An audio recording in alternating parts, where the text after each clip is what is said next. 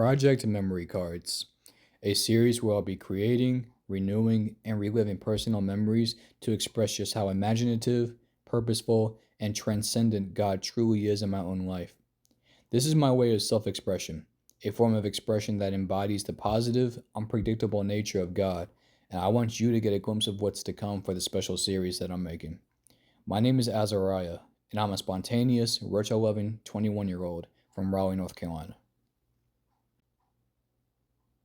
As I live through my 20s, I find that creating strong, meaningful memories is extremely important to me.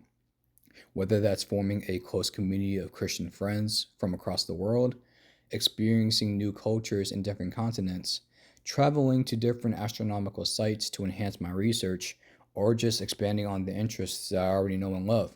I want these memories to be a representation that God is working not just within me, but all of us as He brings us to the people or into situations that glorify Him and bring more Christians closer to His kingdom.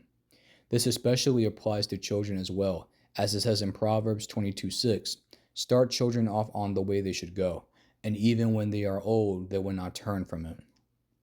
Over the past few years, I felt that the decisions I've made were caused by a need to be liked or desired by others without truly understanding the consequences of my actions, which has resulted in the disbanding of friendships, ghosting, playing the blame game, and even idolizing people to the point where I begin to people please or become unable to make strong decisions without someone stepping in to solve my own problems, causing regretful and unbearable memories to form in my subconscious.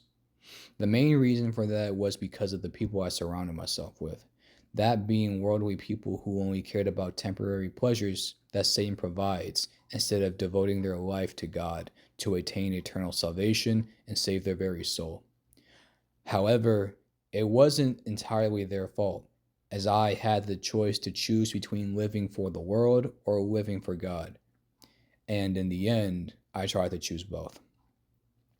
After finishing the entire Bible front to back, I realized that the only people I want to surround myself with are Christians, and that traversing the world to find people like me instead of searching in one secluded area not only makes my life more fulfilling and bring more glory to His name, but that would allow me to create these special memories that I can look back on before my last days on Earth. Or in outer space. Who knows?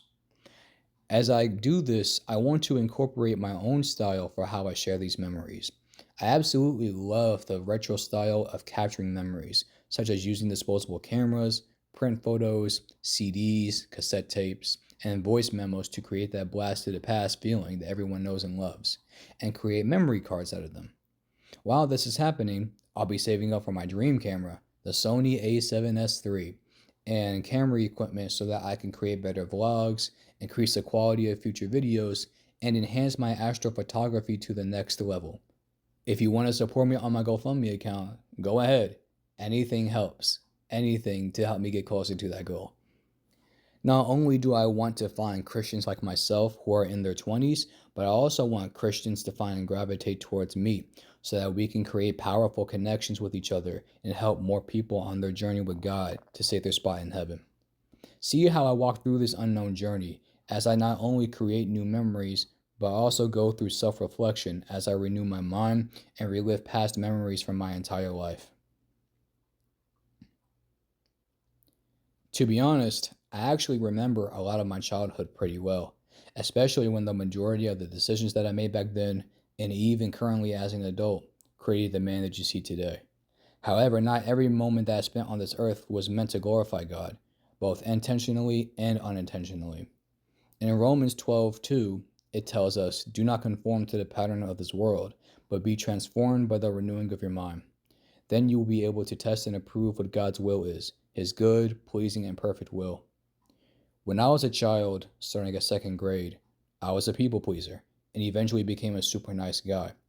Whether that was through crushes as a hopeless romantic, seeing family only to receive money for my birthday, or participating in worldly activities just to get the approval of others and have friends for a change. It took me until this year to realize that all the connections I attempted to create would have never prospered the way I wanted them to, because God was never in the forefront of those connections.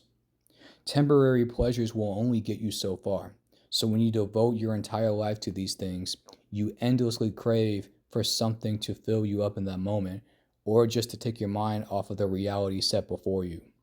Whether that's premarital sex, alcohol, drugs, going to the club, loving money, believing in astrology, the list goes on and on. Matthew 6:33 says, "But seek first his kingdom and his righteousness, and all these things will be given to you as well."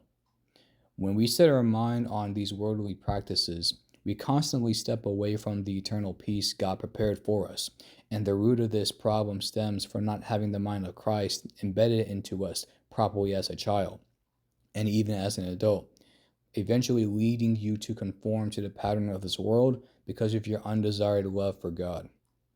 Love is the foundation of everything, and you cannot have love without God, as it says in 1 John 4:16. And so we know and rely on the love God has for us. God is love. Whoever lives in love lives in God, and God in them. Take a look at Romans 8:38 through 39 as well for even more wisdom. There are lots of connections I wish I could have maintained, whether it was their fault or because I was too close-minded. But because they weren't built on the foundation of God, they never blossomed or reached their full potential. As I continue to live and love for God, I cut myself off from every single person I know for at least the next year so that I could transform my relationship with Him from strong to intimate, find my true community of close friends and family who are meant for me, and renew past connections on His foundation so that we can see each other in heaven. As I create and renew these impactful memories, I want to relive them as a reminder that God was in control of my life, and that the paths I created for myself would have never gave me the peace I needed if He was taken out of the equation. Creating our own plans without including God in the forefront is a recipe for disaster. As Christians, we have to truly depend on God wholeheartedly to lead us in the right direction so that we can live our lives with purpose. This means being able to choose to live for God instead of the world, and not switching back and forth between the two. It also means dedicating every thought, action, and desire to serving Him, which can be shown in various ways, such as allowing the temporary removal of friends to create stronger bonds in the future, being challenged to step out of worldly groups, exchanging your temporary pleasures for Bible studies and personal time with God, and so much more. When you walk with God, it requires you to walk on this unknown journey, a journey that's different than the one everyone else is taking, because the plans that He has for us aren't the same for every person. Whenever we try to catch up with everyone else, we end up getting further behind on our own goals and aspirations because the path they took was never meant for us to begin with. We try to create our own planned paths to destinations that everyone else is trying to reach, when in reality, that destination may have never been where God wanted you to be.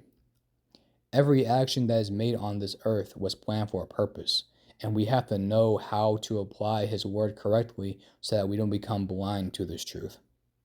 I don't want to live a life where I regret every single action I've made because I didn't trust in Him. I want to be proud of the way I live my life, and know that I devoted every fiber of my being towards pleasing Him instead of the world. Reliving these memories, knowing that God has a great servant under His wing, not only brings me joy, but also brings Him joy, because He can use me as a living vessel to bring glory to His name and create more disciples so that we can bring more souls to live in heaven for the rest of eternity. As I continue to use my spiritual gifts of prophecy, that being future dreams and symbolic dreams, word of knowledge, word of wisdom, and faith for the benefit of others, I pray that I'll grow stronger in the other spiritual gifts as well, such as giving, showing mercy, distinguishing between spirits, and miraculous powers to glorify Him, if that's what God has planned for me. Project Memory Cards, a special series where I traverse the world to create, go through self-reflection to renew past memories, and look back at my life to relive the time I spent on earth without regret. Explore how I encapsulate these memories as I begin my 21-year-old life, traversing through this unknown journey, completely removing myself from familiar attachments and creating my personal party of close Christian friends. The first episode will be released in late August, and future episodes will be released spontaneously on a monthly basis. My name is Azariah, and it's been a pleasure meeting you all, whether you're new here or a returning subscriber to this channel. Until next time, bye guys.